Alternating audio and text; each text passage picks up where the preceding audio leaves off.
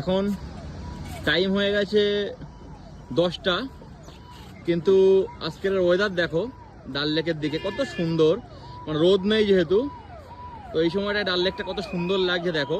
চারিদিকে সব হাউস বোটগুলো এই পাশে, আর এই যে শিকারাগুলো দেখো, শিকারাগুলো লাইন দিয়ে সারি দিয়ে একদম রাখা আছে।